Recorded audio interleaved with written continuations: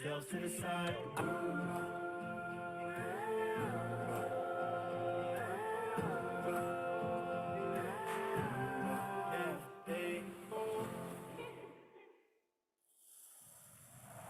Oh, there's a brand new generation. Oh, for a brand new healthy world. Yeah, yeah, for a healthy world. Our world has changed. New life and hope and promise to sustain. But what always remains is young people leading ways. Quiet together, yeah, together, yeah, inseminate,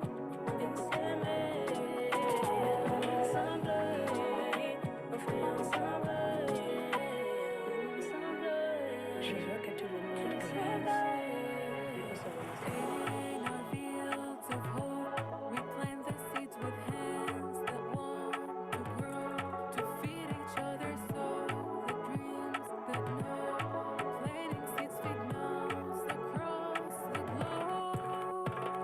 يلا يلا يلا حبيبي يلا نغني سوا ونحقق أحلامنا سوا. يلا دي حياتنا ونقدر. يلا يلا يلا حبيبي يلا أحلامي ما تكمل إلا بأحلامك أنت كمان. يلا يلا يلا يلا يلا حبيبي يلا يلا يلا يلا يلا يلا نغني سوا. يلا يلا يلا يلا يلا we're strong as one.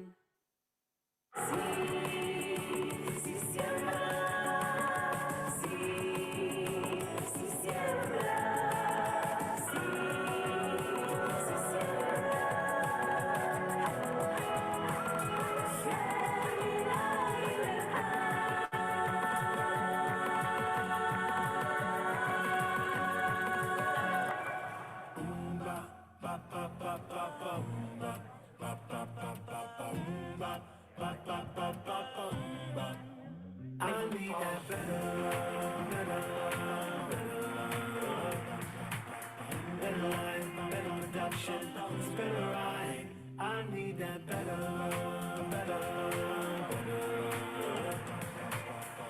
life, better production, it's better right. We need a world with a healthy diet for all, and no more food loss and less waste. If you done search, you'll find better life. If we can put ourselves to the side.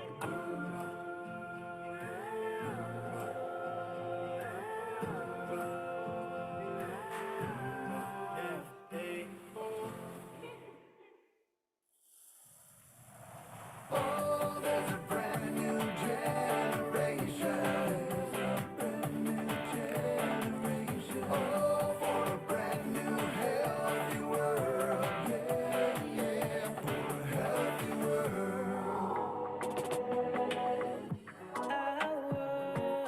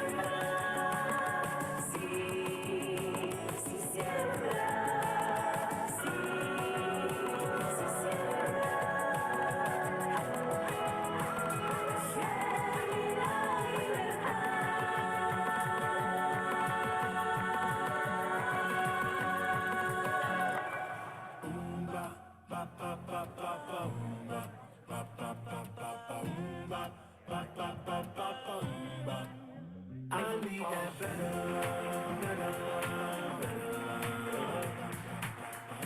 life, better production, it's better right. I need that better, better life, better production, it's better right. We need a world with a healthy diet for all. And no more food loss and less waste. If you done search, you'll find better life. If we can put ourselves to the side.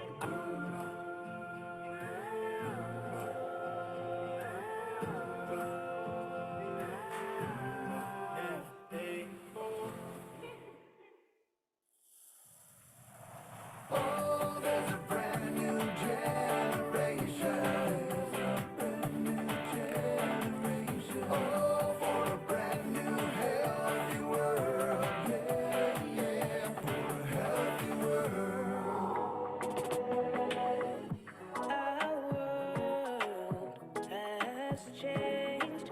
New life and hope and promise to sustain.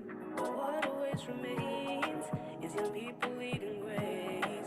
Quiet Tinoshanda. Together, yeah. Together, yeah. In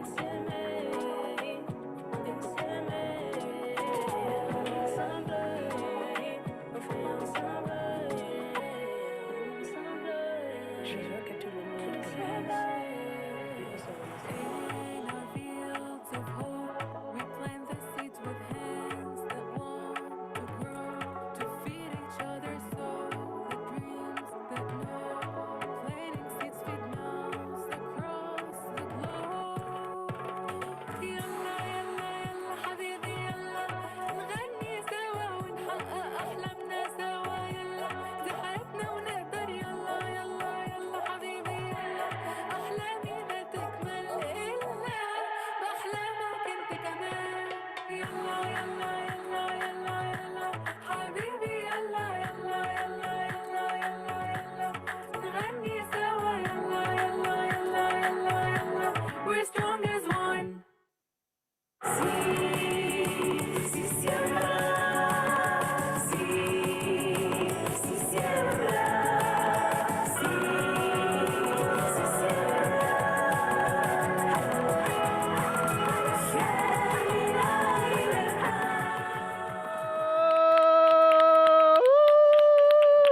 Hello, everyone. Are we ready to start this event?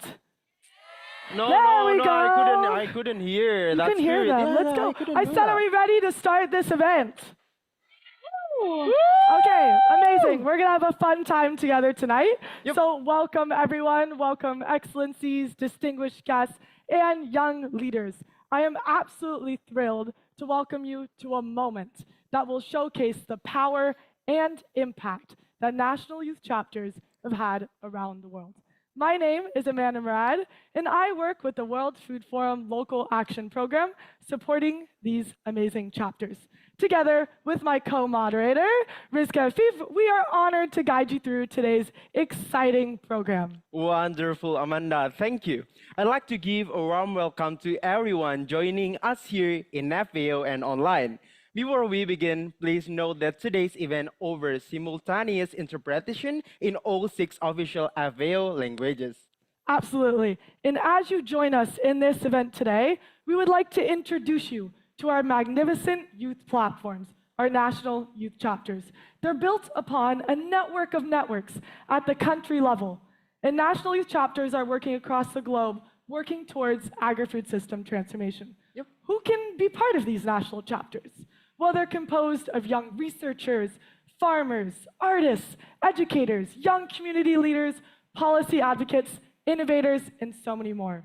These chapters provide youth not only new opportunities to advocate, share knowledge, and build solutions, but the chapters also co-create initiatives with FAO decentralized offices, governments, and other local partners, with youth at the core. Long, valuable synthesis, Amanda. Today, we will hear from them and the partners who have supported and empowered chapters in this journey.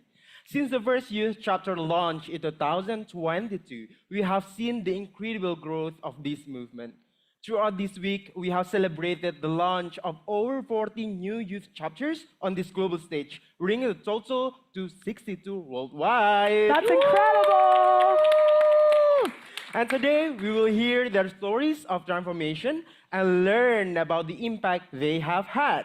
Amazing. So now we are delighted to welcome Her Excellency Lesotho Chombo, Minister of Gender Affairs, Government of Botswana, to share keynote remarks on the urgency of supporting youth leadership. Your Excellency, the floor is yours. Make some noise.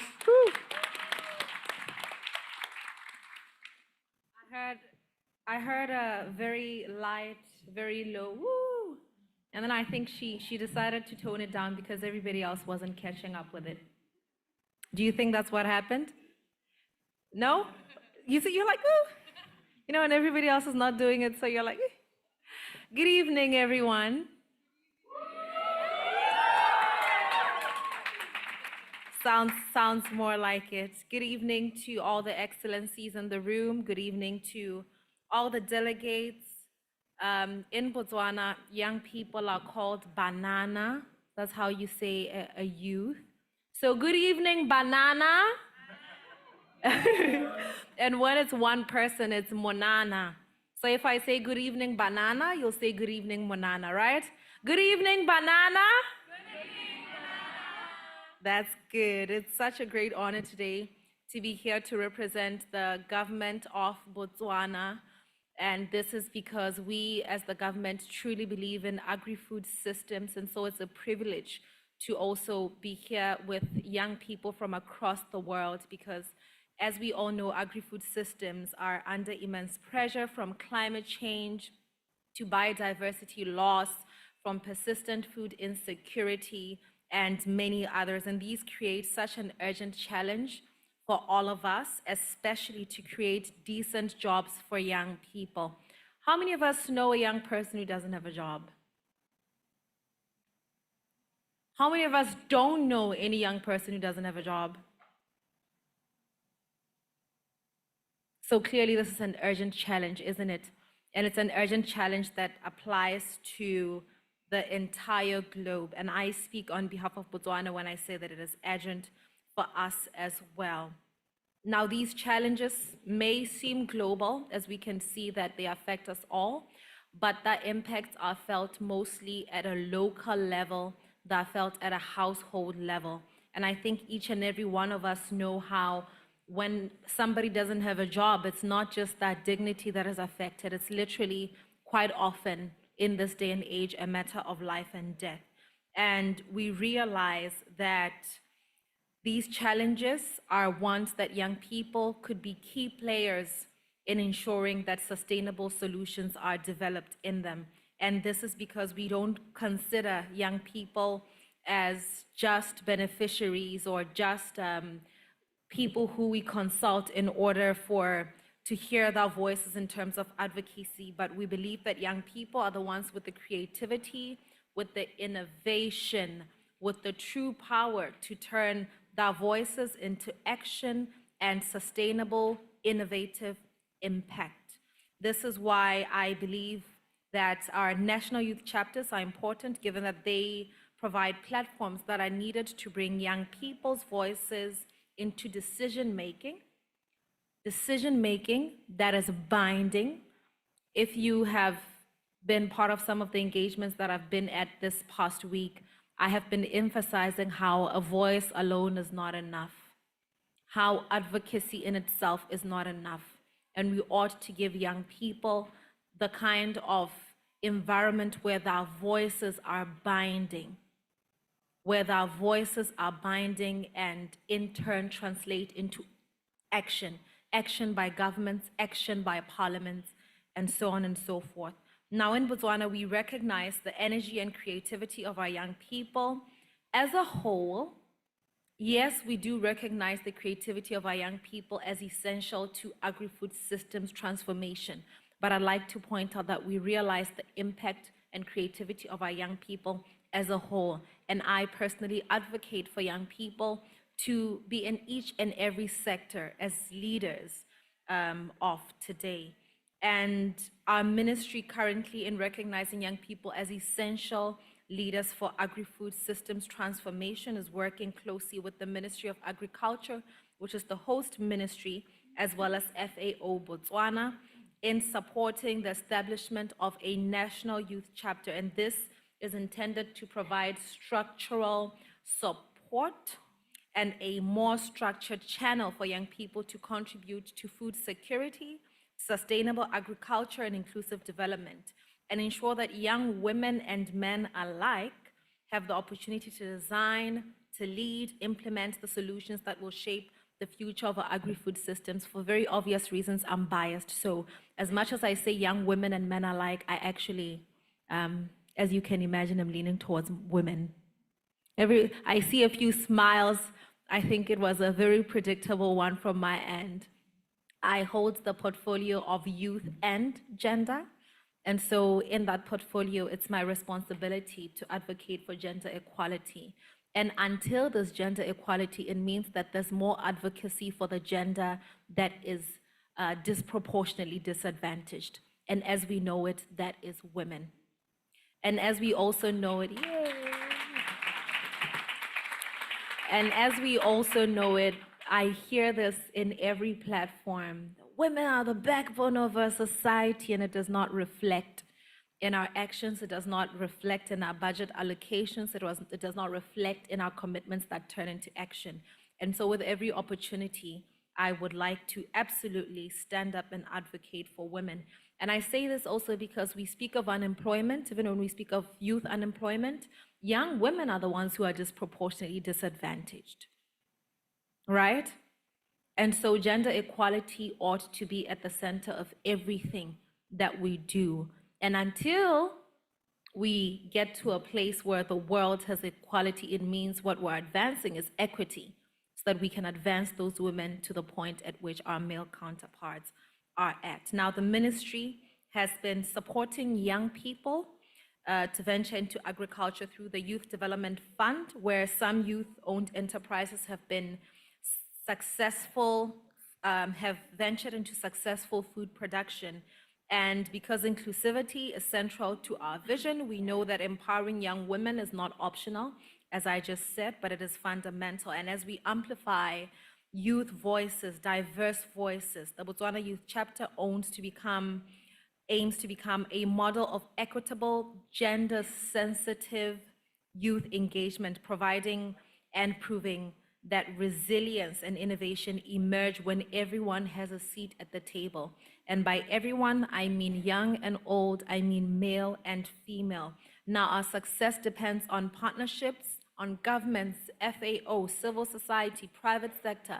All of us must work hand in hand, and in Botswana, we're already seeing how this collaboration between young people, ministries, and local communities creates initiatives that are both practical and sustainable and truly speaking to the real needs of young people today.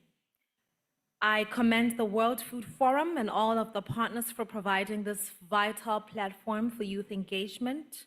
As I've been interacting with various people, I've been asked what is the highlight for me, and truly the highlight has been how so many young people are in the room, in all honesty. So I do commend FAO for this meaningful youth engagement. As you can imagine, I've been exposed to multiple platforms. And this is one that I can definitely give credit to, that I have seen diverse voices of young people from across the globe in their different capacities. And this is your reminder as a young person that your voice matters, and that once you're in the room, you better use it the right way, and you better use it meaningfully. Let's not have the arrogance to think that we'll have an opportunity to be in such rooms again. Tomorrow is not guaranteed. So while you're here, make sure that you use your voice appropriately, adequately, fully, confidently, courageously, without thinking that you'll have another opportunity to be in such a room with the leaders who influence where the world is going.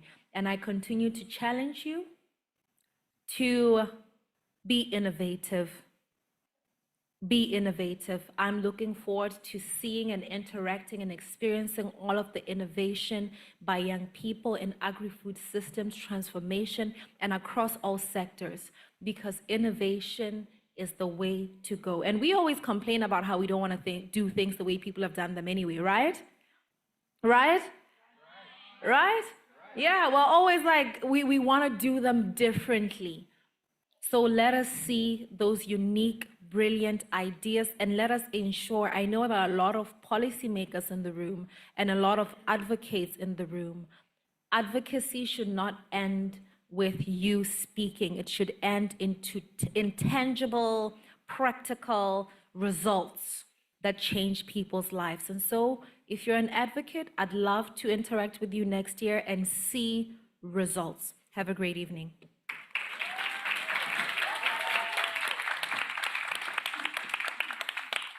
Thank you so much, Your Excellency, for your inspiring words.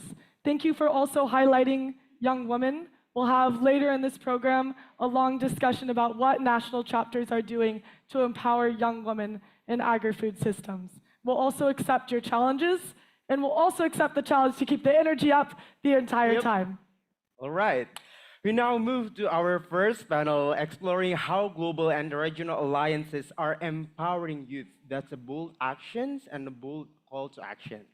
Please welcome our panel moderator, Elizabeth Manda Sianga from the Young Forest Champions Initiative of the FAO Forestry Division, along with our distinguished panelists. Yes. Yeah.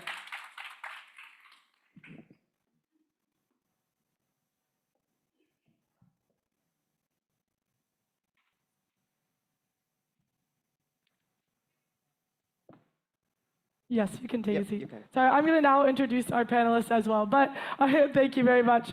So our first panelist, John Agbula, manager of the AGCO Foundation. Woo! Whose collaboration is helping support youth and amplify youth impact. Amazing. The second one is Matthias Sotomayor from Parlasur, who built his legislative roadmap with youth at the center by bringing national youth chapter closer to decision-making processes. Amazing. Our next panelist, Yan Lai Shi, current chairman of the International Children's Painting Exhibition, whose platform is laying the foundation for the next generation's transformation. All right. Give it up, give it up. Amazing. Thank you for all being here, and most importantly, for supporting youth. Elizabeth, please take us into the exciting discussion. Time is yours. Woo!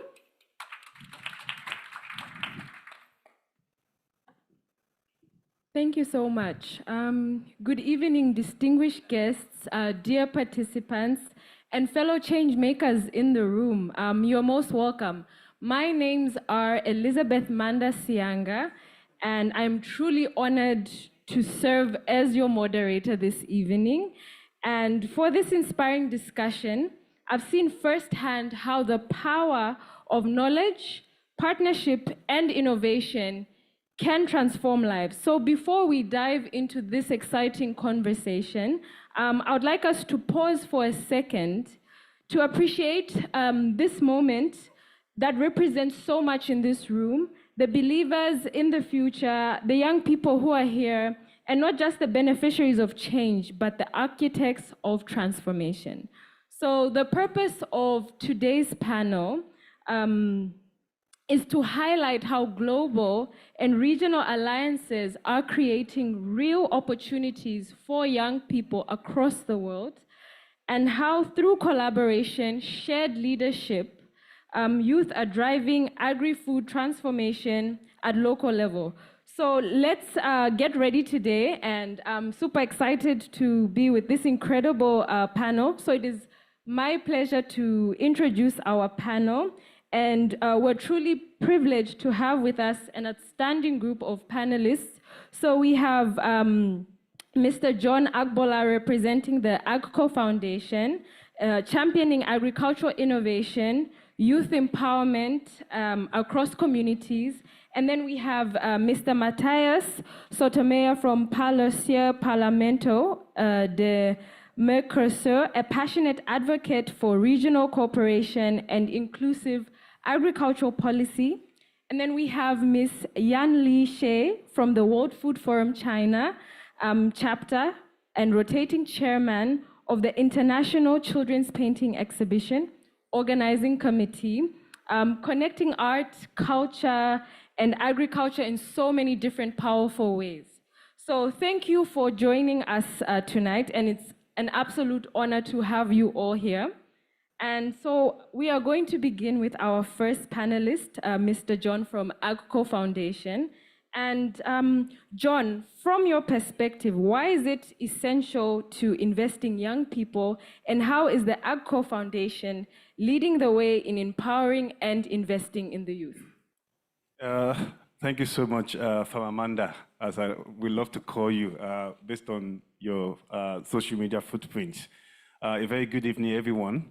I think earlier this week I was saying that if you are the first panel to speak, you take all of the questions first. But then if you are the last one, it becomes important because everybody says whatever you want to say and then you just sum it up. To give you an insight into how this is very important for us, and I think the minister have actually done also most of the work for us as well. We just need to build on it. So from where I come from, to just give you an insight, so our company called AGCO Corporation, we produce farmer-focused solutions, meaning machineries, tractors, and technologies, and we supply to farmers as well. And in 2018, we realized that we also need to establish a private foundation that helps drive programs across the crop cycle or across communities and people as well. So we established the AGCO Agriculture Foundation in 2018. And the way we see it that time was really to be a foundation that provides humanitarian support and financial support to communities who are marginalized. And we call them marginalized farming communities. And within those elements, we realized that we can support many people with priority on farmers, but also another layer on young people as well. And we've done many projects, which I will not go into that details yet. But then when the question comes and say, why is it important to invest in young people? We look back into our drawing book sometimes a year ago, and then we assess our strategic pillars as a foundation and say, as a foundation, we see ourselves doing so many things. When anybody comes with requests to fund this project, we bring it on and we fund it. When they say it's time to do humanitarian support, bring it on, we fund it. We don't have a defined target audience that we are supporting that much because we want to be everywhere. So later at that stage, we realized that we then did an industrial assessment and realized that one of the key success to a sustainable food system is actually young people involved. Because when you looked at the average age of farmers, whether in Africa or any part of the world, minimum will be around 60 years old. And we started looking at succession plan of how agriculture will continue. So we decided to recreate a new pillar under our foundation called Youth in Agriculture. And then we say, how do we drive this forward under this portfolio? Then the approach that we take is to really dedicate resources to it and say almost 70% of all of our funding portfolio will go towards that element. But when you looked at the interlink of all of our pillars, whether it's agricultural innovation, community, we see that in all of this, you can see the youth connectivities in there as well. So to drive that program forward, we started investing in youth-led organizations or nonprofits. And World Food Forum is one of our implementing partners a year ago to really support educational leadership programs as well, but also to then scale up that leadership program across the country chapters, which was part of the deliverable as well. And looking at it from that hand, we also then believe that investing in education is always not enough. We continue to say, let's build skills. Everybody wants to invest in the skills of young people. And when you looked at it, it's already full to the brim, but all talk, no action. So we said, rather than that, we should also create another portfolio that provides funding support for young people, because what's the essence of being loaded with knowledge and you don't have the resources to kick off as well? So we established another program somewhere in the US called the AGCO Foundation Agri Champions Program. And this is supposed to be an element of investing in leadership support for young people, but also providing tangible resources for youth innovation to scale. Because you ask yourself, why is many young people also not scaling? They have knowledge, they have this platform, but then resources are very limited. So we are very intentional to really go create with different partners to really see how we can scale up this. And the third element to it is that we also just don't want to give funding. We want to create an intergenerational linkage. There's so much young people can learn from the older generation, and then the older generation can learn so much from young people as well. So we facilitate that interactions to really ensure that we are connecting the dots. So very main thing, investment in education for us was very important, which World Food Forum is helping us to drive.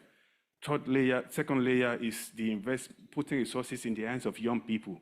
We want young people to be able to at least scale or start something in their entrepreneurship journey. And the third element of it is to facilitate that interconnectivities between the different stakeholders that also help them to then scale as well. And that's what we looked at around mentorship and networking. Thank you. Thank you, John, for that very insightful perspective on what ACO is doing in investing in the youth and the three elements that you have mentioned. So now let's continue with our next panelist. So Mr. Mateus, please just let us know some of the great work that you're leading and the initiatives that you're championing. Thank you. Bueno. Hola, hola. Bueno, muchísimas gracias. No sé si soy tan líder, pero he venido acá humildemente a contar lo que estamos haciendo. Muy buenas tardes para todos y para todas. Un fuerte aplauso para todos los que han venido y hoy la están rompiendo acá desde sus paneles. Vamos a dejar que se conecten primero todos. Y me preguntan cuál ha sido un poco nuestro avance. El año pasado, a través de una iniciativa de redes parlamentarias y del Frente Parlamentario contra el Hambre, del cual yo soy parte, el equipo de Kazuki, el equipo de Juventudes, donde también hay una gran argentina que es Valentina, donde está Manuel, donde está Lorenzo y un montón de actores que trabajan acá para y los jóvenes, nos invitaron a venir y nos invitaron a ser parte de mesas políticas, de mesas, de rondas de trabajo. Y muchos de los jóvenes estaban preocupados porque no podían llevar a cabo sus iniciativas de manera regional. Entonces yo me preguntaba, en mi carácter de diputado, en mi carácter de parlamentario, ¿qué puedo hacer para traducir esos cambios? Y bueno, me llevé esa tarea a casa, me llevé esa tarea a la Argentina, me llevé esa tarea al Mercosur, del cual soy parte, soy parlamentario del Mercosur, represento a la República Argentina y además de ser representante de la República Argentina, coordino el Frente Parlamentario contra el Hambre del Mercosur. Dentro de esa iniciativa que nos llevamos para acá, desde acá para la Argentina o para el Mercosur, con todas ese bagaje de conocimiento que los jóvenes pudieron transmitirnos, hicimos el plan de trabajo del Mercosur. El plan de trabajo del Frente Parlamentario contra el Hambre está basado en los encuentros y en las reflexiones del Foro Mundial de la Alimentación 2024. O sea, ya es una realidad. Quiere decir que si nosotros podemos interactuar en conjunto, si podemos generar alianzas estratégicas y podemos darnos la tarea de combinar todas estas acciones, verdaderamente podemos traducir estos cambios. Entonces, todas esas temáticas que era poder trabajar en cooperación, en territorialización, quiere decir poner en el bagaje, en el suelo, en el territorio en el cual vivimos, cada una de estas iniciativas es parte fundamental para nosotros. Y por otro lado, generar alianzas estratégicas. Pero también, y llevamos esta iniciativa un poco más allá, yo soy parte de lo que es la Alianza Iberoamericana de Parlamentarios y Parlamentarias contra el Hambre. En esa alianza parlamentaria este año en Salamanca, en mayo de este año, también con el equipo de Juventudes de la FAO de Roma, pudimos construir un grupo de trabajo de juventudes donde vamos a constituir una comisión y un mapeo con parlamentarios y parlamentarios sub-40 de toda Iberoamérica. ¿Cuál es la tarea que vamos a pedirle a cada uno de estos parlamentarios? Es que puedan llamar a cada uno de los representantes de los capítulos por países, les preguntes cuáles son sus demandas y también puedan traducir cambios importantes y ser ese puente que necesitan hoy nuestros capítulos nacionales, los jóvenes y sus iniciativas y principalmente poner énfasis en cuestiones fundamentales como son el trabajo, los jóvenes y los nuevos sectores agroproductivos. Me parece también importante que este modelo pueda reivindicarse como un modelo intergeneracional, pero un modelo de gobernanza real. un modelo tangible, como bien se decía acá. Miren, yo no la voy a hacer muy larga y voy a ser muy concreto. Muchos de los que estamos acá queremos traducir cambio en nuestras comunidades. Muchos de los que estamos acá, yo ya no soy tan joven como muchos de los que están acá, pero cuando he tenido la posibilidad de estar muy pocas veces, he tenido algo que recién decía mi colega acá, un ratito antes que yo, no hemos tenido la posibilidad que alguien nos dé estos escenarios para poder hablar y poder transmitir lo que tenemos que hacer. Ahora, sería un error muy grande que nosotros tengamos la palabra, podamos exhibir lo que venimos haciendo y de todo lo que hemos aprendido este 2025 en el Foro Mundial de la Alimentación, no lo llevemos a nuestras casas, no lo llevemos a nuestras comunidades y no podamos generar impacto y revolución en nuestros territorios. La tarea para los y las jóvenes, independientemente de lo que nosotros estamos haciendo desde el Frente Parlamentario contra el Hambre, que la idea sería poder articular con todos ustedes esta gran tarea que viene haciendo la Oficina de Juventudes acá, con Kazuki a la cabeza. Me parece que es muy importante que nosotros podamos entender que el cambio lo tenemos dentro de nosotros. Miren, ojo con esto, porque también es muy importante que cuando nosotros volvamos a nuestros territorios y tengamos alguna interacción con gobiernos locales, con gobiernos regionales, con plataformas parlamentarias, que no usen a nuestros jóvenes, que no usen nuestras iniciativas, sino que nos ayuden a traducir los cambios que nuestras comunidades necesitan. El mundo va a transformarse y depende de cada uno de nosotros. Muchísimas gracias.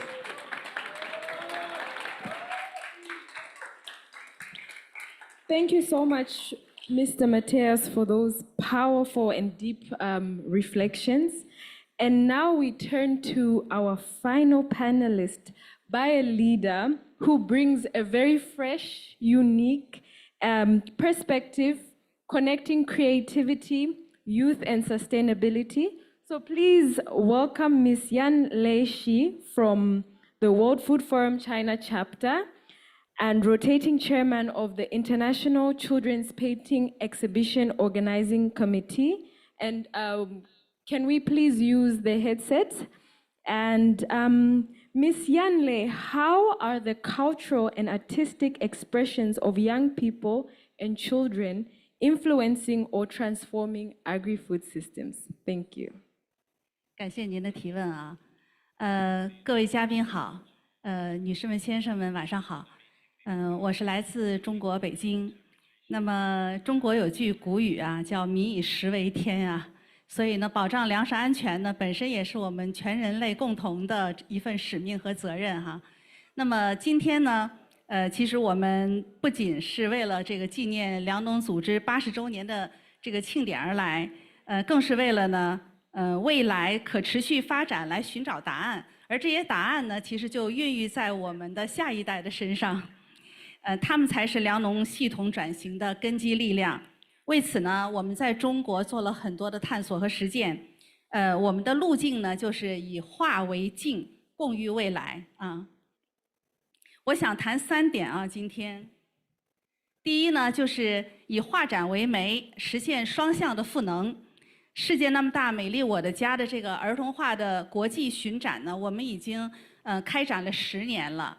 那么是由这个联合国的粮农组织驻华代表处，还有中国晚报的摄影家学会和北京老舍文艺基金会联合举办的这个系列的公益活动。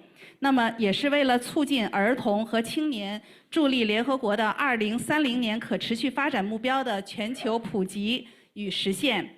10年的耕耘呢，成绩斐然，作品呢也累计了将近10万幅了。我们在中国、意大利、美国等很多国家举办了98场的这种巡展和公益活动，影响超过了100万的青少年和家庭。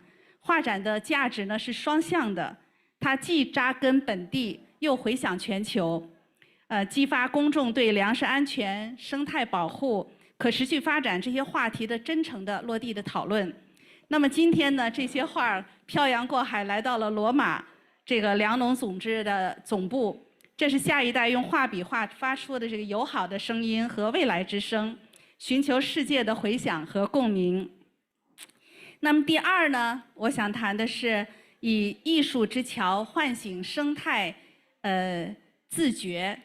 艺术呢是无声的、温和的，但是它也是最有力量的一个桥梁。10年来呢，我们的画展主题始终致力于把抽象的使命和持续的理念呢，转化为下一代可感知、可实现、可传递的一种行动。我们启金集团作为儿童画展的首批的承办机构，10年的时间，我们影响和带动了数百家的幼儿园、亲子园和数万家庭参与进来，让教育在艺术中自然发生，让理念在色彩中沁润心田，让可持续发展真正的融入我们的生活。这正是我们唤醒下一代生态意识的核心的路径。第3呢，我想说的是，以全球的合力来共筑支持体系。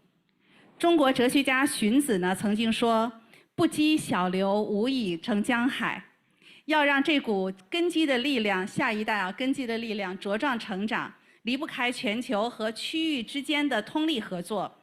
正像我们一直以来和粮农组织驻华代表处的成功合作。代表处呢是卓越的组织者和连接者，而我们呢是坚定的实践者和推动者。今年呢，我们也有幸和这个世界粮食论坛中国青年分会来携手，以画展亮相于世界粮食论坛成都启动周的这个主会场，形成了教师带动儿童，儿童影响家庭，家庭呢去辐射整个社区的一种良性的循环。我们深信这种基于艺术的情感共鸣，比任何报告都更能够去汇聚人心，凝聚共识。面向未来呢，我们期待与世界各地更多的青年分会来合作，带动更多下一代的力量，共同构筑一个更加包容、更加有力而且更加持久的一个支持网络。各位朋友，当下一代已经拿起画笔，为我们描绘出了一个多彩的、包容的、充满生机和希望的未来，也让我们呢能够携手，成为他们的同行者，以画为桥，全球合力共筑未来。谢谢大家。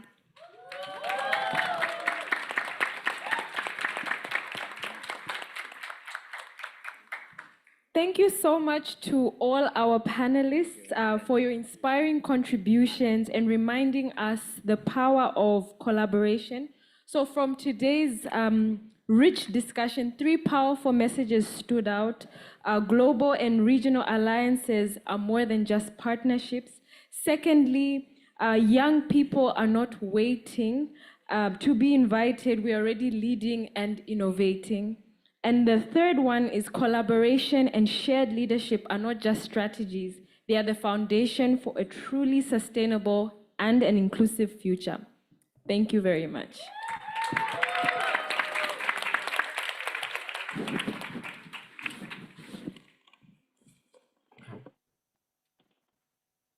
What an interesting and inspiring panel. I'm highlighting that the sufficient resources should be given to youth to drive innovation, creativity, and also action. Thank you so much, gracias, Seche, not only for being here today, but for trusting and investing in youth. I hope this will be a catalyst to everyone joining the session today. Yes, exactly. That is our point. Strategic alliances that invest in youth create real opportunities for youth-led impact. Alliances are essential to connect youth with the tools they need to turn their visions into action. Now, please join me in welcoming a special performance by the Bhutan National Youth Chapter. Woo! Good luck.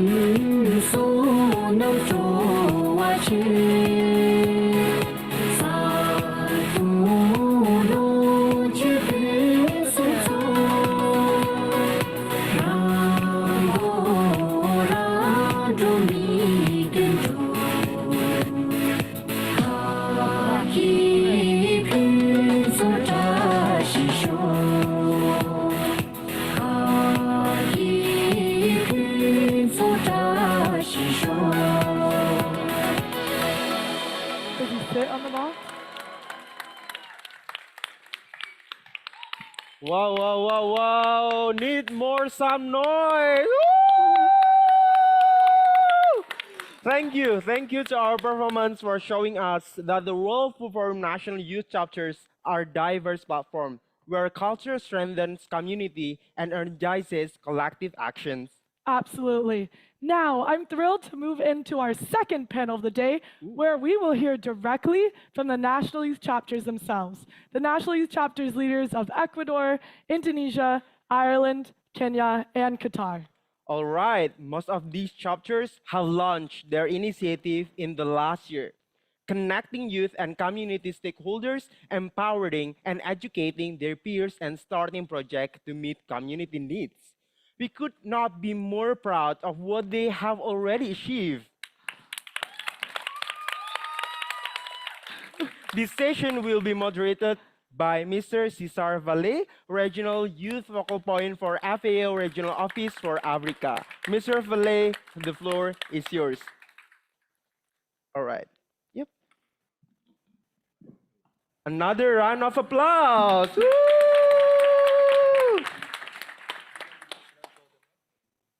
Yes. Okay.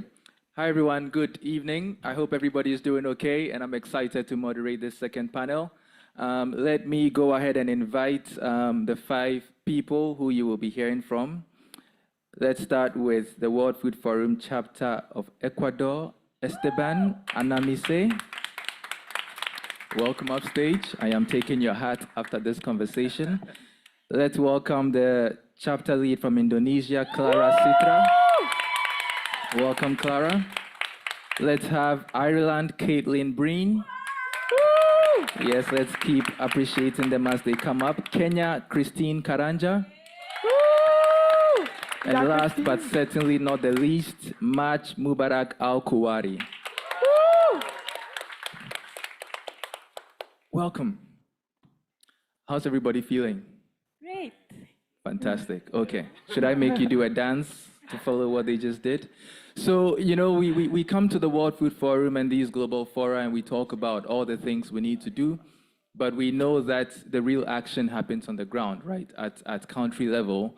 And so this conversation is really just to highlight and discuss how young people like yourselves, and of course I'm still young, are driving and delivering agri-food systems transformation at country level. So very straightforward. I want to start with you, Esteban. And again, the action is on the ground. Can you tell us some concrete actions that you have led with the World Food Forum chapter in Ecuador? Hello? Hello. Okay. Alituta Mashikuna, Alishamuska Kapaichi, Nyuka Shutimikapa, Esteban Añamisa Ayala, Nyuka Ecuador Manda Kapani. Good evening, everyone. Welcome to this space. My name is Esteban Añamisa Ayala. Y pues soy orgullosamente ecuatoriano. I'm representing the National Youth Chapter of World Food Forum in Ecuador. This is a platform that works strengthening our agri-food system through youth participation. I want to start by telling to you that in 2023 and 2024 we organized the National Youth Meeting for Food and Climate Resilience, where more than 200 young people across all our country gathered to share ideas and propose solutions for food loss and waste. From these meetings were two key results. The first was the National Youth Agenda for Food and Climate Resilience and the project to reform the food loss and waste law in Ecuador. This agenda became our roadmap to bring actors to work in concrete projects. And from these projects, the first initiative is the Waste Management School.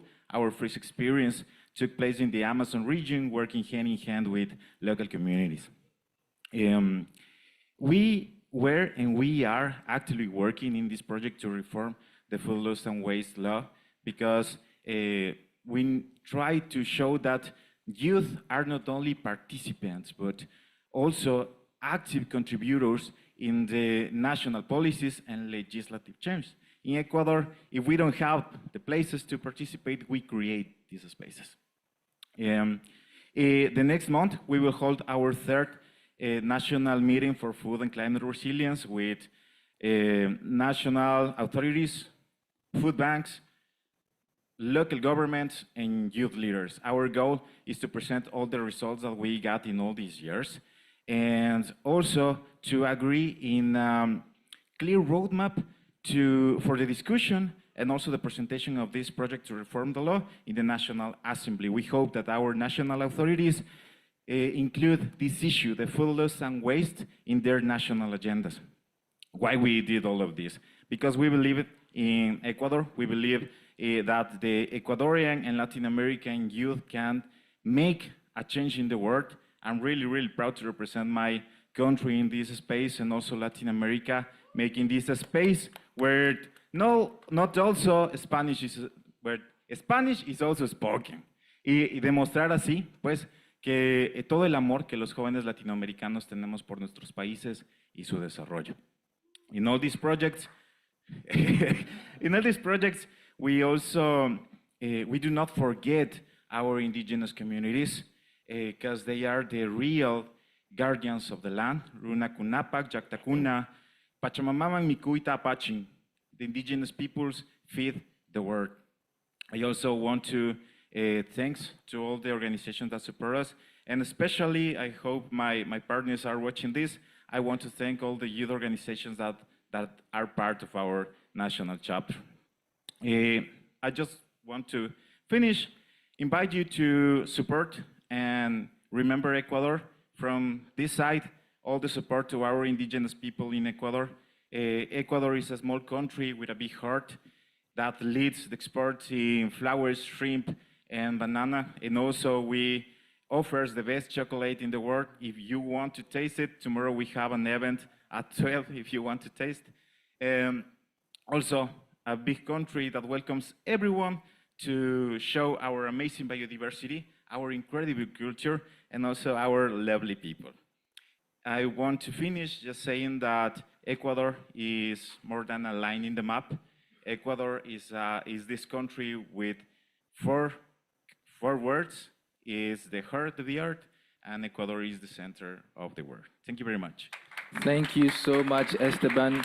You know, I think the work you're doing is really important because globally, over 735 people go hungry every year.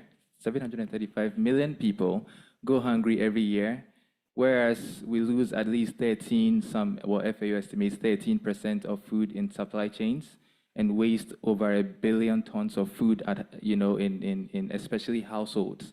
So the work you're doing is really important. There's so much food going to waste, and there's so many people who are going hungry. So I wish you all the best with this work.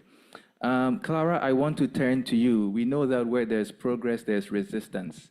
So can you tell us some of the obstacles you faced in the development of the Indonesia Youth Chapter and how you're overcoming them?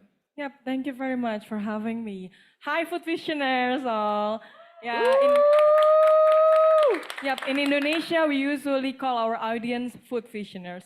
So I'm Clara, I'm the director of World Food Forum Indonesia.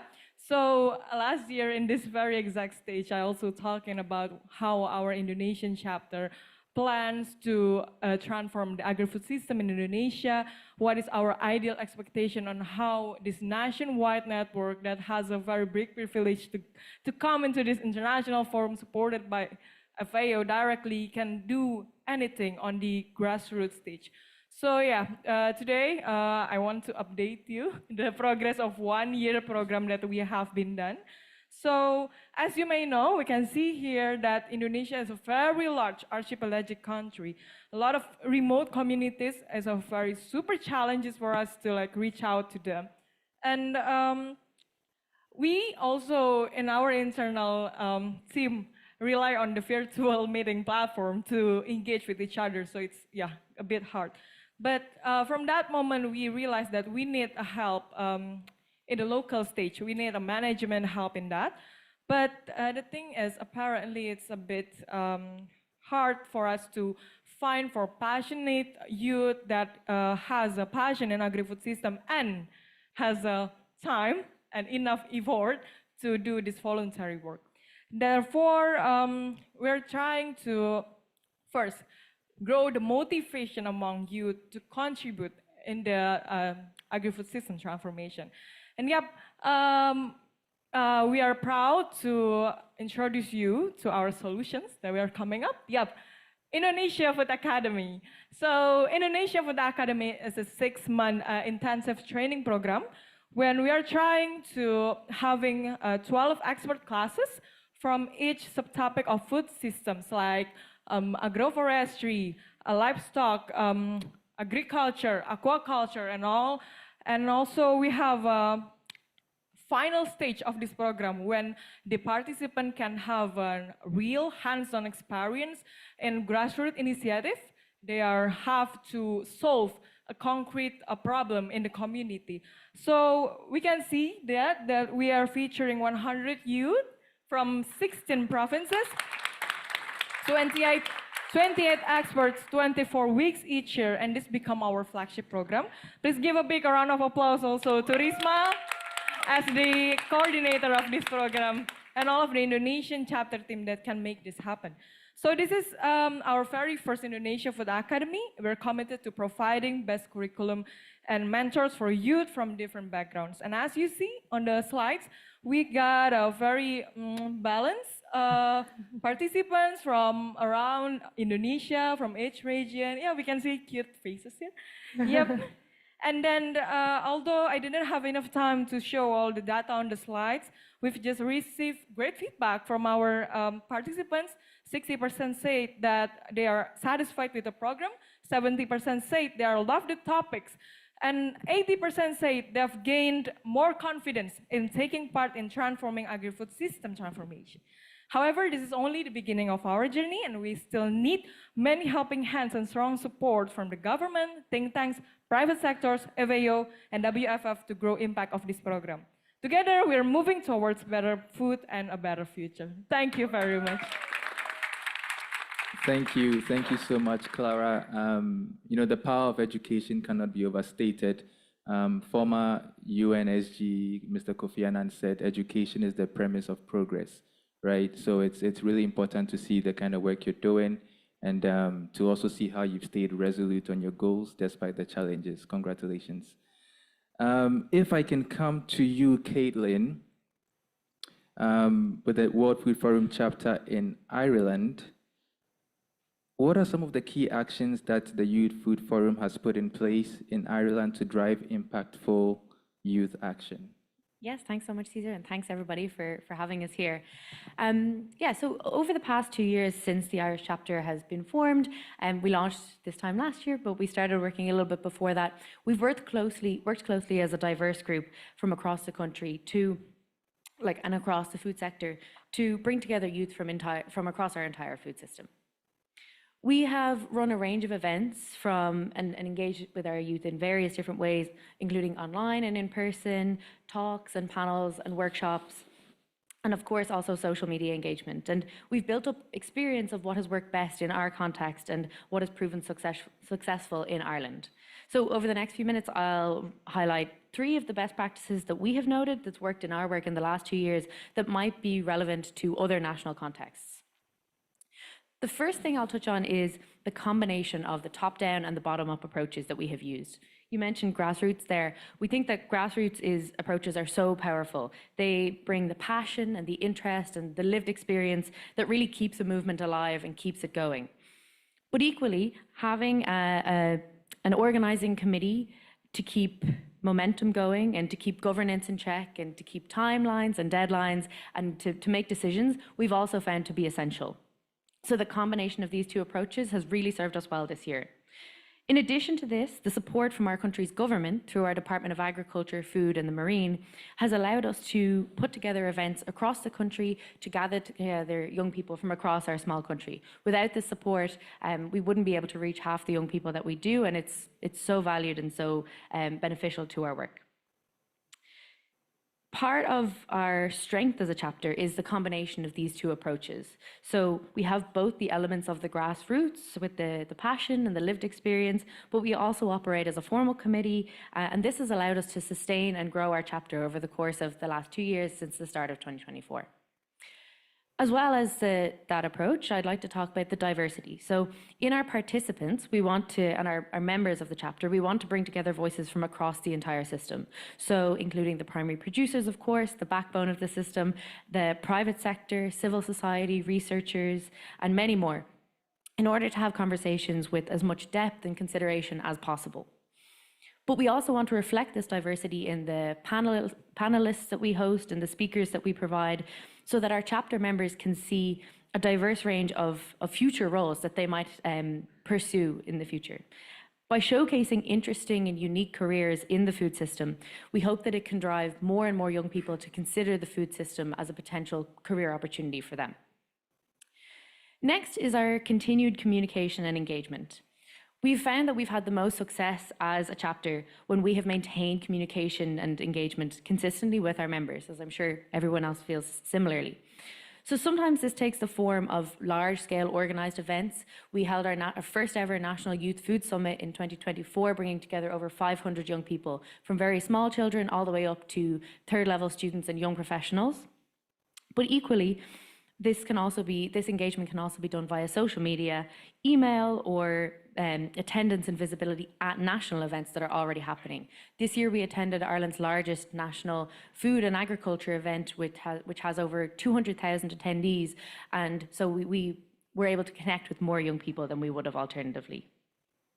Most importantly, we want to take the opportunity to share with every young person we meet about the chapter, and Ireland's chapter is still growing, but we have so much more we want to achieve. And I know I don't speak just for myself, but I speak for my fellow chapter members that after this week and after meeting so many other national chapters, we're bursting with ideas and we'll take inspiration from everybody and hopefully connect as part of our future engagement. Thank you.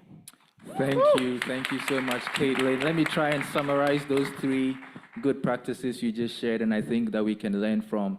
So 1 is the combination of top-down and bottom-up approaches. 2 is promoting diversity in the stakeholders we engage, but also in the audience that we target. And then 3 is effective communication, both with the members and the non-members of the chapters. I think hopefully some of us can take that away and implement in some of the other countries. Let me head over to East Africa. Christine, with the World Food Forum in Kenya. What is your chapter doing to empower young people in your country's agri-food sector? Thank you, Stacey, and thank you for this opportunity to represent local chapter impact. My name is Christine Karanja from Nairobi, Kenya. I'm serving as the current chapter lead of the national chapter.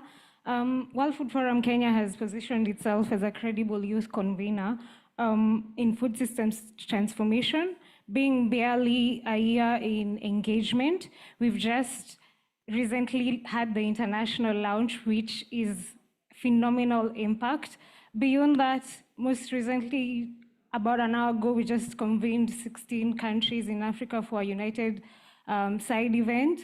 And it cuts across from national level to global level. So at national level, we were working closely with the FAO country office. Through the youth office, we co-hosted an exhibition at the Kenya National Food System Stocktake, which was a preamble of the global stocktake, just so that we know what's working, what's not working, and the outcome of that was a recommendation, a declaration of youth and women under Pathway 1 that we hope we can transition into implementation. We got commitments from 30 organizations that want to partner and help keep the stakeholders accountable. At regional level, we transmitted these outcomes that now resulted into a preparatory conference towards Bangkok and further into the final stocktake in Ethiopia. During the national, we had a convening of around 700 members, which is phenomenal. Beyond that, we've embedded in Africa's roadmap towards climate resilient food systems globally, and the chapter is consistently contributing to flagship events 2023, 2024, and now 2025. I'm happy to see Caitlin here and other chapters that we hope we can collaborate with. At community level, the chapter has piloted, taken part in the pilot project of the ALEP, which is the Agriculture Leadership Program. Through Alice, I don't know that she's in the room, we've since brought her on into the leadership team just to incentivize other members who are engaged in activities that engagement can be rewarded and showing up is half the job. Other than that, the initiative is not just a local policy engagement or project. It has had impact by empowering child-head households with nutrition, education, and psychological support, which is a holistic approach because these are people who've either been neglected and otherwise overlooked, embodying the approach of the UN of leaving no one behind. Beyond that, we've also had the training, most recently partnership with AGRA and FAO country office for extension services training, a week-long engagement that resulted in our members becoming TOTs that now we hope we can embed further. Engagement in the UN joint program has also been promising for us because this is aligning with the global approach of the UN for multi-sectoralism, and we've included things like the purple collar jobs, and we have a current membership of over 500 people whom we've mapped their needs, where they are, so that we can channel opportunities to them, whether they are in the country. We also have a diaspora docket so that we can stem the brain drain and have those resources channels. For instance, we have someone from Sapienza, say there's an event here, we would plug them to speaking opportunities. In conclusion, World Food Forum it's demonstrated strong outcomes for mobilizing youth, influencing national and regional dialogues, piloting community solutions, and the chapter is increasingly recognized as a trusted partner in the Kenya agri-food systems. Next week, the team in Kenya is organizing the Intergovernmental Forum that will enable exhibitions for innovation. We know innovation and research is where financing is being challenged, and that is how we are positioning ourselves as a pipeline. And we hope we can continue this. And the call to action is for you to scan the code if you have someone who is in Kenya in the vicinity, so that they can be onboarded, mapped, and opportunities channeled to them. Thank you, Ceci. Wonderful, wonderful. Thank you so much, Christine. You have to tell me more about this purple color job thing after the event, but just so we're able to distill some lessons. Geographically speaking, I see that you're functioning at global, regional, and national level. Yes. And operationally speaking, I see that you're functioning at policy and project level. Yes. And I think it's a good example of how young people need to take up space in all the places that matter. So very well done. Thank you. And I will move on to our last, but certainly not the least, panelist, March from Qatar. Can you just tell us about the national chapter in your country and how you're advancing the objectives of the World Food Forum? Thank you for the question, and thank you for having me here today. Assalamu alaikum. And good evening, everyone. I'm Majd Al-Khwari, the Vice President of Qatar's World Food Forum National Chapter.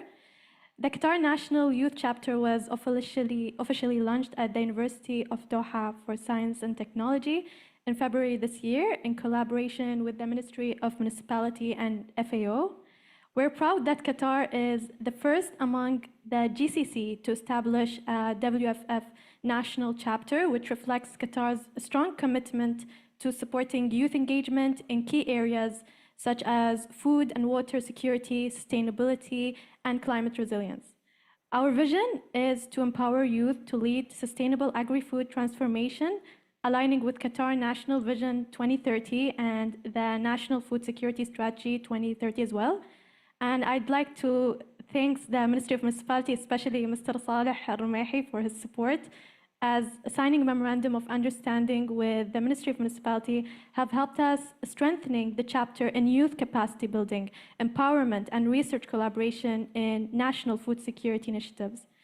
Since our launch, we've hosted several impactful initiatives, including the World Water and Food Security Conference and also the Arab Youth Competition, which brought together undergraduate and postgraduate students from across the Gulf countries. The participants presented innovative projects that has an impact on climate change, food security, and water resource management, while also addressing key sustainable development goals such as zero hunger, gender equality, clean water and sanitation, and climate action. Additionally, we've launched the Center of Excellence for Sustainability and Food Security at USDST, which now supports several research projects in food and water security. These projects empowers young researchers and innovators to develop technologies that advances sustainable food systems and remove financial barriers to research. And our next step is to translate youth-driven ideas into tangible outcomes, turning innovation and research into impactful projects that strengthens Qatar's food and water security. And we aim to create an impact through actionable solutions, capacity building, and finally, policy recommendation that can be implemented to strengthen both national and also regional agri-food systems, ensuring that youth are supporting the governments to shape our sustainable future. And beyond Qatar, we aim to collaborate with other national chapters in the MENA region to share experience and exchange knowledge. And finally, to conclude, the Qatar National Chapter stands as a pioneering platform in the region, bringing together young leaders to collaborate, innovate, and share a more sustainable agri-food future. Thank you. Thank you very much, Max, for those insights. You know, one thing that's come up in many conversations this week is how to strengthen the legitimacy of national chapters at country level. And I think yours is a good example of how to engage and actually enter agreements with the national government, which strengthens your legitimacy. I think that's a very good example for all of us. Let's appreciate all the panelists one more time. Before we go, just to summarize a few things that stood out to me. Number one is how we're leveraging national chapters as platforms for tackling grand challenges like food loss and waste in Ecuador, not just empty dialogues. We're functioning strategically at global, regional, national levels, but also at policy and project levels to make sure we're taking up enough space. We're harnessing various communication channels and approaches to reach and engage a wide range of audiences. And most importantly, we're determined to make a real impact in all the countries that you're representing. And for that, I think we should give them a final round of applause. Thank you very much. We'll hand over to the moderators. Ooh, that's wonderful. Ladies and gentlemen, the audience here, as part of the national chapters, I can feel their passions, I can feel their strength, I can feel their dreams, I can feel their visions to move forward for the just agri-food system transformation, Amanda. Thank you. Thank you so much, all the World Food Forum chapter leaders, for providing insight into the work of your chapter. It was sophisticated, and we hope it will serve as an inspiration for the whole audience, and we are eager to see what you will do next. Absolutely. Now we're going to move into our third panel. And we said we'd get to young women empowerment, and this last panel will do just that. So we're going to hear how the national chapters are working on supporting young women in agri-food systems. But with that, I'm going to invite Marlene Bachmeier, World Food Forum. Let's give her a hand as she comes up.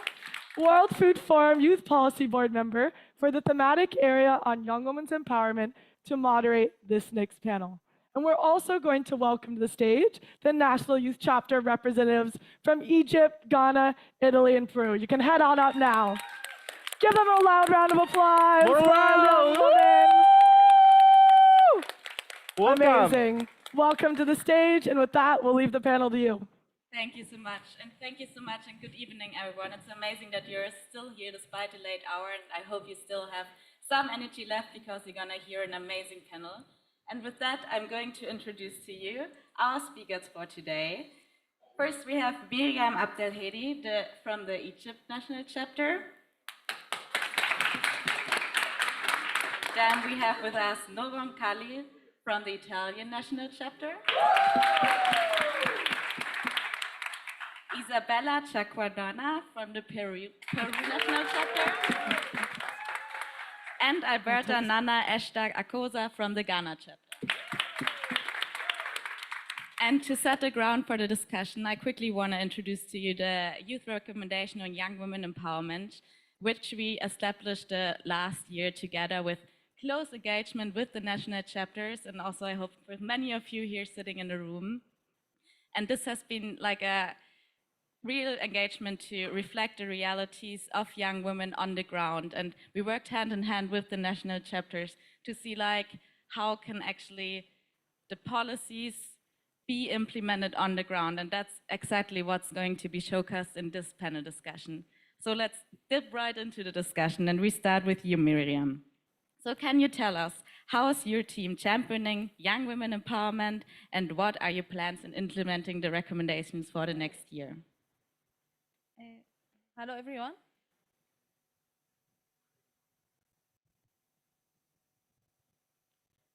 Assalamu alaikum wa rahmatullahi wa barakatuh. Hello, everyone. I'm Mariam Abdelhadi, Deputy Representative of the World Food Forum Egypt National Chapter. Thank you so much for this panel. It's an honor to be here today representing the WFF Egypt chapter and to share how we working to bring these important recommendations to life on the ground. Yesterday marked the International Day of Rural Women, and as we looked ahead to the International Year of Women Farmer in 2026, it's more important than ever to center the voices of young women in agriculture. In Egypt, we believe that empowering young women in agri-food systems begins with 3 pillars: awareness, access, and inclusion. That's why as the Egypt National Chapter, we have focused our efforts on designing community-based initiatives that amplify young women's voices and provide them with the tools and the skills and spaces to lead. From the beginning, we made sure that women are not only included, but leading. Today, women make up more than half of our leadership team, and the majority of our beneficiaries from our work have been young women. To guide our efforts, we created a dedicated task force on empowering young women, which contributed to the WFF Global Report by sharing local insights. Through that process, we identified two key priority areas that now shape our programming. We also recognize that rural areas face unique challenges, especially for women. That's why we organized a session titled Rural Women, the Pillars of Development and Sustainability, where a young private sector leader and the NFAO program officer shared the success stories on empowering rural women. These stories meant to inspire other young women to lead projects in their own communities. We have also addressed health and nutrition through our nutrition awareness campaign, which explored the link between food, health, and sustainability. These sessions were co-led by young women, allowing them to step into leadership roles as educators and change makers.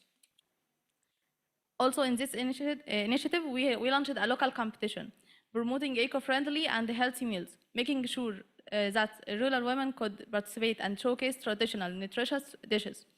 Many of them naturally integrated sustainability into their plates, providing that local knowledge is a form of innovation. Looking ahead, we are preparing a campaign in the Kahliya Governorate focused entirely on rural women and the farmers, with activities such as farmer field demonstrations, expert talks, women's marketing workshops, climate awareness sessions, starter support kits. We are also conducting field visits to listen directly to rural women and reflect their priorities in future programming. Through all these efforts, we aim to make sure that the young women in Egypt are not just included, but empowered to lead. We see young women not as a target group, but as drivers of a change. Our job as a chapter is to make sure that they have the space, the skills, and the support to lead. And that's exactly how we are bringing the recommendations to life. Thank you. Thank you so much, Mariam, and it's very inspiring to hear how you put in Egypt at the national chapter a young woman at the heart of your center. So over to you, Noon. Can you tell us about how the situation of young women is in Italian food systems, and what is the national chapter in Italy planning to do? Okay, thank you for your question. Good evening, everyone. Buonasera a tutti. Thank you for taking time to participate in this session. I'm really glad to have you all here, and I'm really honored to be representing the World Food Forum Italian chapter. I'm the president of the chapter, and I will be showcasing the work of Gender Equality and Rural Women's Empowerment team, which is led by Francesca Antonucci, who couldn't be here due to work commitments. So I would like to thank the team again and all the work on gender equality. Without them, all of what I'm going to say would not have happened. So big round of applause to Francesca Antonucci and the job they did together. So the Italian chapter works a lot trying to bridging the gap between women and the agri-food system. We usually think that youth leadership and also women empowerment are two sides of the same coin.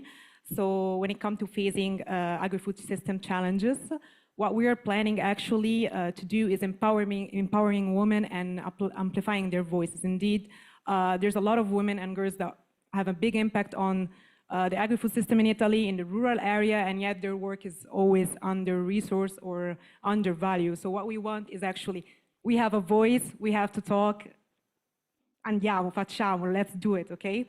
So I will briefly showcase two of our initiatives. The first one is the empowerment toolkit for young women and young people from all the gender that we will be launching in the upcoming months, and I will be inviting you to network through our proper channel in order also to contribute and put your input. Indeed, we have developed a survey in which we take the input of everybody on this toolkit, which is actually the main, let's just say the main focus of this toolkit is actually to help women in rural area of Italy to gain accessibility to knowledge, opportunities, career, in order to strengthen their leadership, their knowledge, and also to allow them to be more participant in the agri-food system, in the Italian agri-food system. We have actually, as I said, created a survey, and 2 days ago we had an event, and even the First Lady of Brazil, Janja da Silva, scanned the QR code and inserted her input in the development and the empowerment toolkit for women. So we're really glad to have all of these inputs in order to help women in rural areas that are usually not informed about all the opportunities. Our second work is related actually to connecting local action, our action, to the global agenda. Indeed, we are collaborating in the Global Youth Action Initiative for the International Year of Women Farmer in 2026. And our work actually has been presented at the United Nations for a political forum. They have taken input from us, which is something really I'm honored about. And I would like again to thank the team for all the amazing work they did related to gender equality. And we have actually been selected to raise awareness for high school and post-high school students to actually show all of this age, people from this age, from 16 to 25, all the careers, which is not only related to landscape, it's also a big word. The agri-food system is a big word. It's innovative. It's full of different chances. So we would like to get you to know all of this. Okay, you need to have accessibility as everybody else to all of this career. So I would like to thank again everybody in this room for taking a little bit of their time to listen to our work as Italian chapter. And good evening, everyone, and grazie a tutti. Thank you, Noron, and I'm very much looking forward to collaborate more in this very important year next year. Isabella, over to you. Can you walk us through how the national chapter in Peru has been established and how you are going to translate the youth recommendation into actual local action? Thank you. Well, first of all, I'm really proud to be here representing the voices of the over 1,000 members that we have in the Peru National Youth Chapter. We are really proud to have that number because that showcases the effort we have put within the year and within the last month to have that members active. And also on behalf of the 10 members of our committee, we don't have like a chief or a president. We have a teamwork of 10 amazing people. We are divided in 5 areas. We have politics and governance. We have education and culture. We have science and innovation, which is the area that I'm the lead of, and public relations, communications, and that. So with this team, we have launched an initiative to empower young women development in Peru. This is called Care and Productive Opportunities Networks for Women in Peru.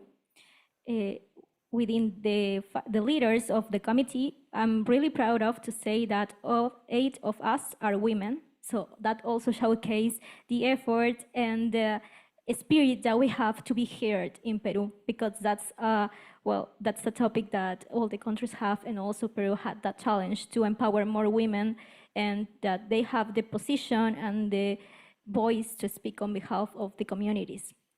So with that, this initiative includes the creation of communicator centers managed by local committees with municipal and FAO technical support that I'm also really grateful to have the support of our office in Peru. We have done a lot of activities with that. And the training and entrepreneurship programs in sustainable agro-industry, food processing and rural services in coordination with ministries and regional governments, and campaigns that encourage men's and youth's involvement in caregiving, promoting shared social responsibility.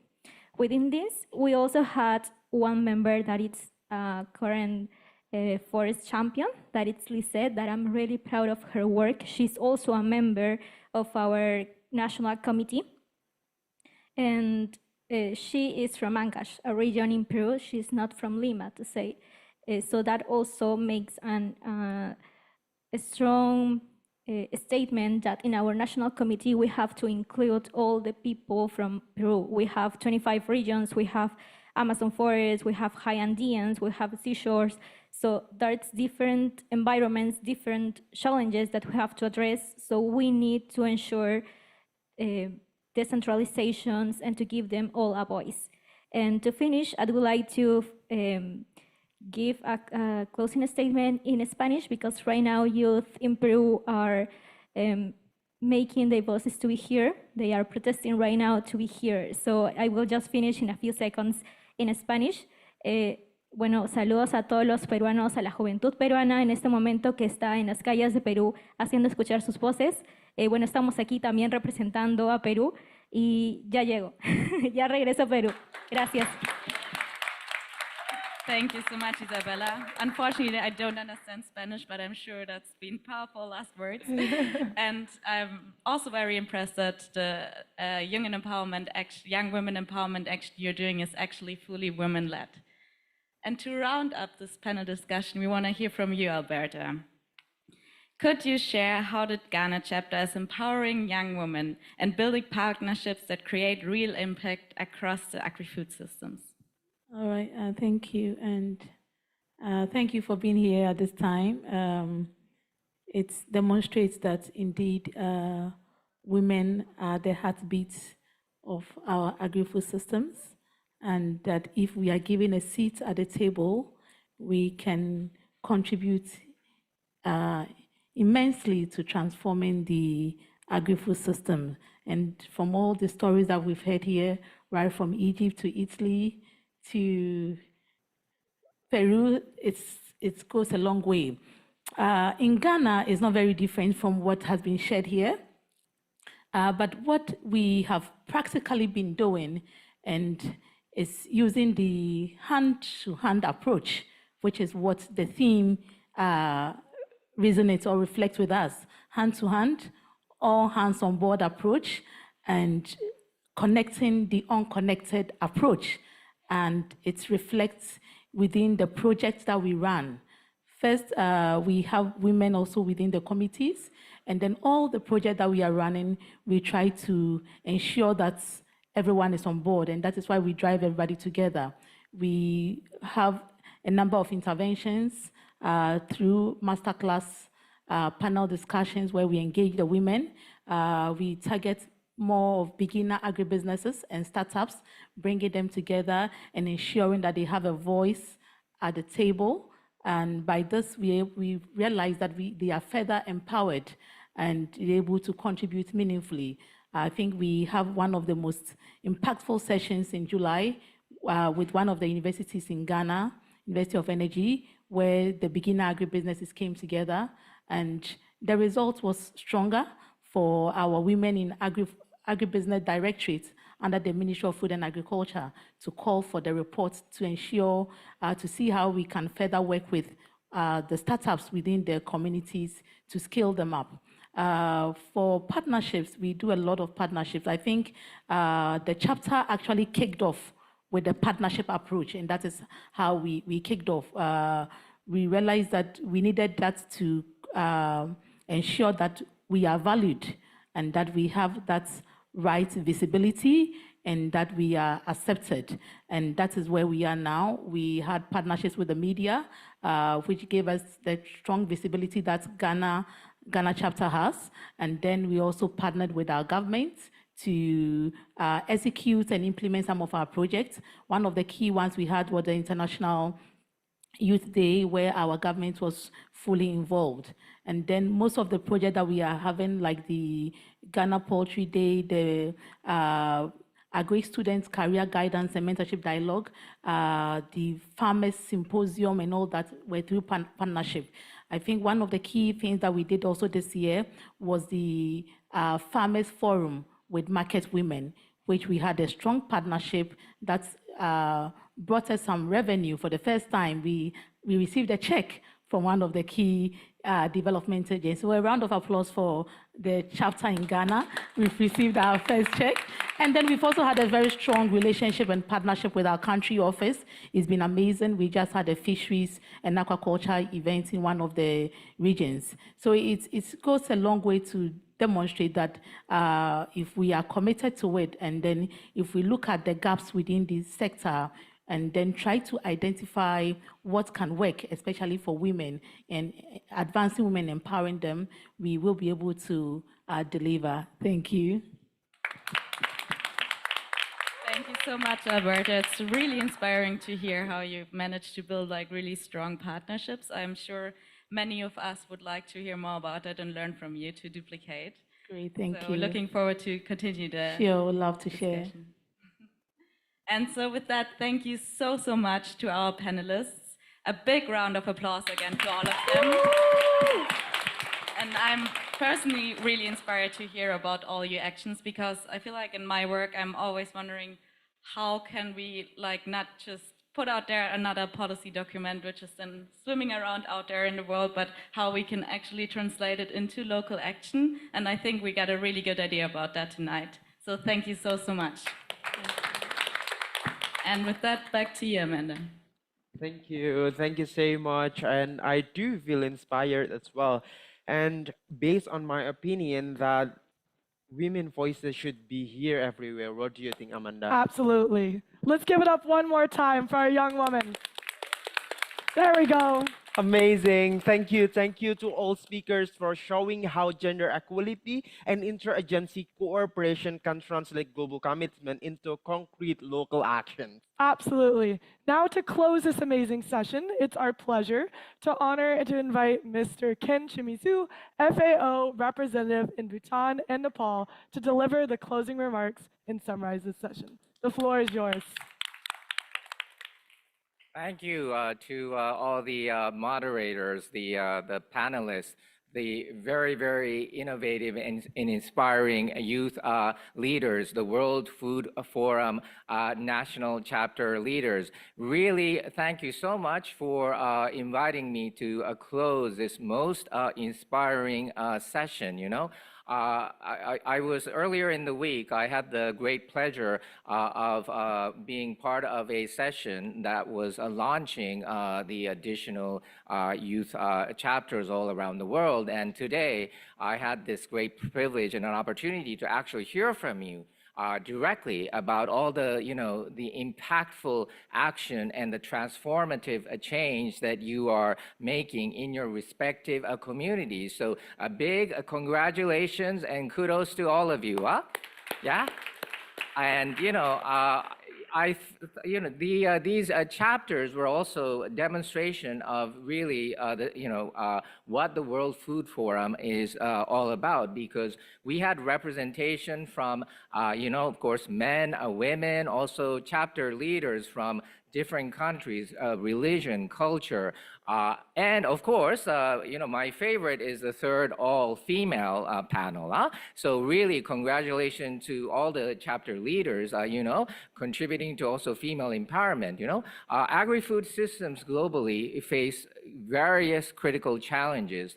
The challenges of the triple planetary crisis, the impacts of climate change, loss of biodiversity, environmental pollution, all negatively affecting agriculture production, productivity, and of course, agri-food systems. This is coupled by globalization, urbanization, young people migrating from urban to rural to urban areas, out-migration, and of course, we have global political and socio-economic challenges. But despite all these challenges, the national youth chapter leaders have proved that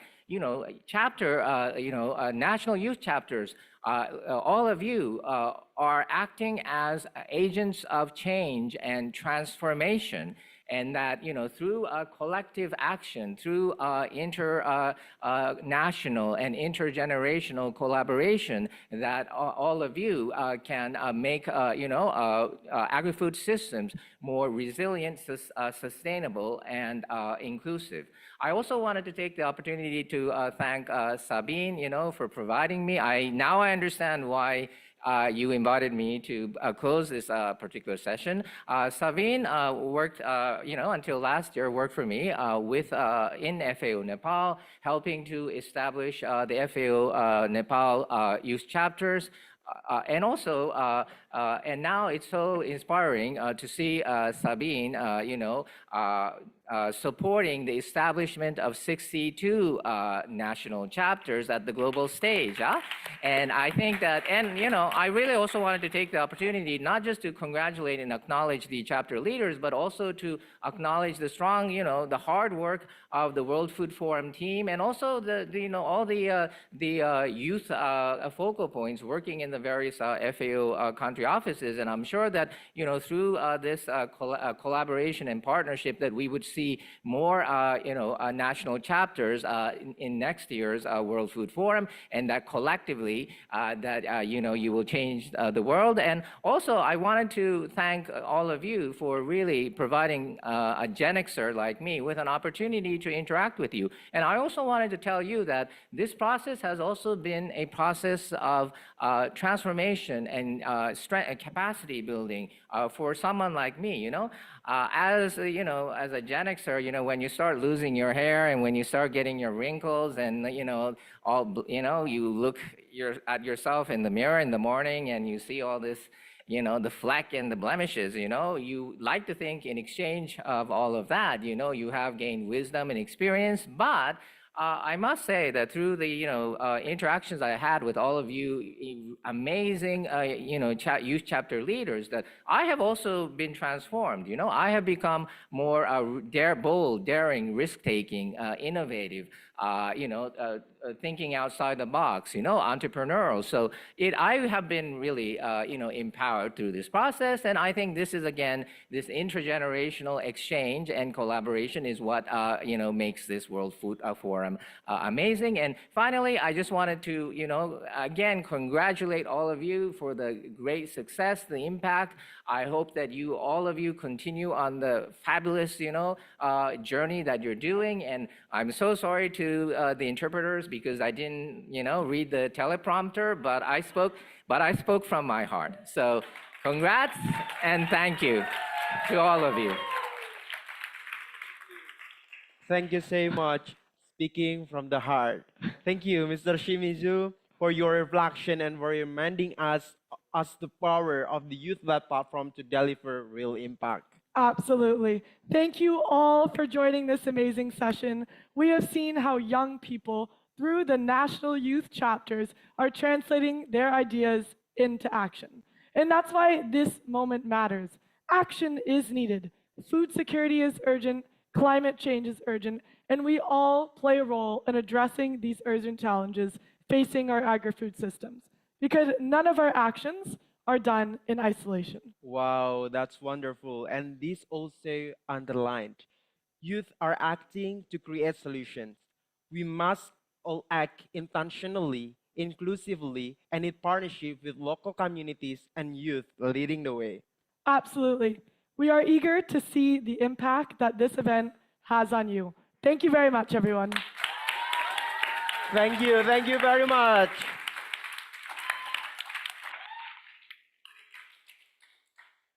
Wonderful. All right, wonderful. That's a wrap. That's a wrap.